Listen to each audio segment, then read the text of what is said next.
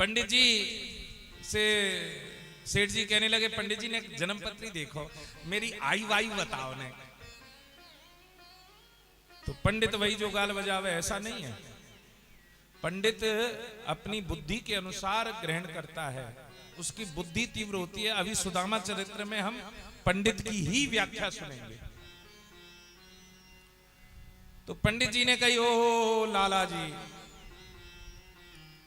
तुम्हारी उम्र तो कम लग रही है। तो सेठानी झटते अपनी जन्मपत्री लिया, इन्हें मेरी देखियो। तो पंडित जी ने कही, कम से कम 20 साल को अंतराल है तुम दोनों की उम्र में।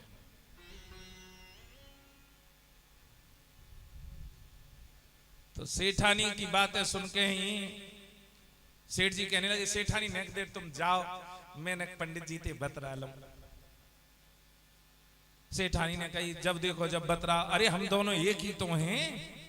नहीं नहीं फिर भी तुम जाओ ने, कुछ बात पूछनी, पर्सनल है, बहुत पर्सनल। जबकि पति पत्नी के बीच में कुछ पर्सनल नहीं होता। पति और पत्नी का जो संबंध है उसमें पर्सनल कुछ नहीं है।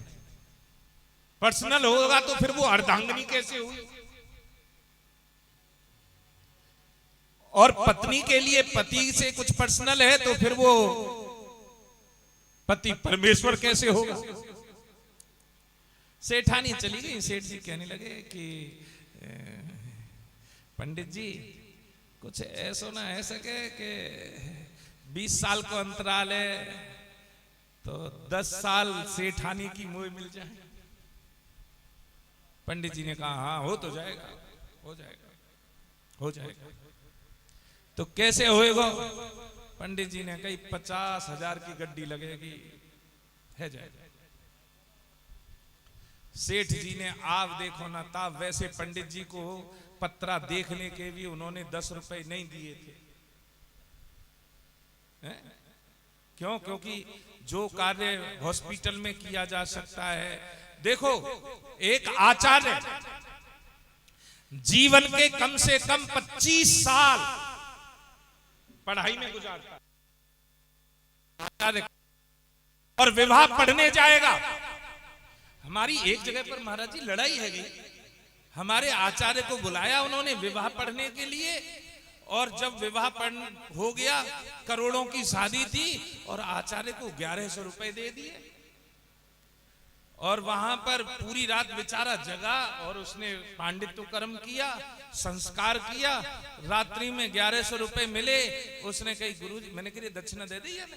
कि हाँ गुरुजी। मैं कितने दे? कि 1100 रुपया दे। मैं कहे मेरे तन बदन में आग लग गई। 1100 बस? हाँ। अरे भैया तेरे करोड़ों रुपए का इधर उधर हो गया, और ब्राह्मण के लिए जिसने आचार्य कर रखी है बस 1100 रुपया। मेरे तन बदन में आग लगी। इतनी देर में वो आ गए किन्नर, और किन्नर उससे 1,51,000 रुपए ले गए ताली बजा के। जब 1,51,000 ले गए तो हमने कही कि आओ आओ इधर आओ।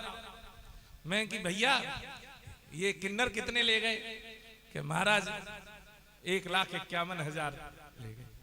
मैंने कि पंडित जी ये 1100 रुपए इन्हें दो। तो वो कहने लगा, गुरु जी क्यों? पकड़ो पकड़ो। तो वहां 1100 रुपये पकड़ ले। मैंने कि अब आधो किन्नर याद दे दे, आधो किन्नर या ब्राह्मण दे दे।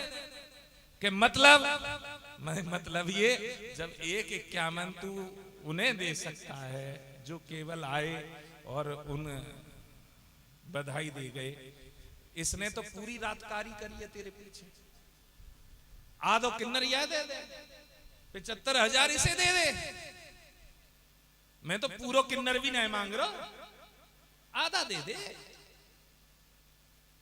वो लज्जित हो गया, और लज्जित होने के बाद में उसने यथा योग्य दक्षिणा ब्राह्मण को दी। तो ब्राह्मण जब देख लेता है कि इसे ऐसे नहीं मानेगा, तो वो ऐसा प्रयोजन करता है जो मैं पंडित जी के बारे में बता रहा हूं। आप इससे ये ना सोचें कि हर पंडित ऐसा ही होता है, क्योंकि ये इन प्रकार करे क्या उसने कही पंडित जी 10 वर्ष सेठानी की मोह दे दो। पंडित जी कहने लगे बिल्कुल है जाएगी। कि कब होएगी? कि 50,000 की गड्डी लगेगी। सेठ जी ने आप देखो ना था 50,000 रुपया दे दिए। सेठानी समझदार थी, सेठानी पति की बातों को जानती थी, ये कोई ना कोई छेड़खानी करेगा। वो आराम से देख रही और सेठानी कहने लगी पंडित जी भोजन तो मैं ही कराऊंगी, चिंता मत करो। और भोजन कराते हुए दक्षिणा लिफाफे में धर के दे रही है और 1 लाख रुपया दे रही है। कह रही है बिल्कुल कम ना है जाए, बिल्कुल कम ना है जाए। वहां ने तो 50 ही दिए, मैं 1 दे रही। ब्राह्मण देवता ने कही चिंता मत करो सेठानी, वो तो अपनी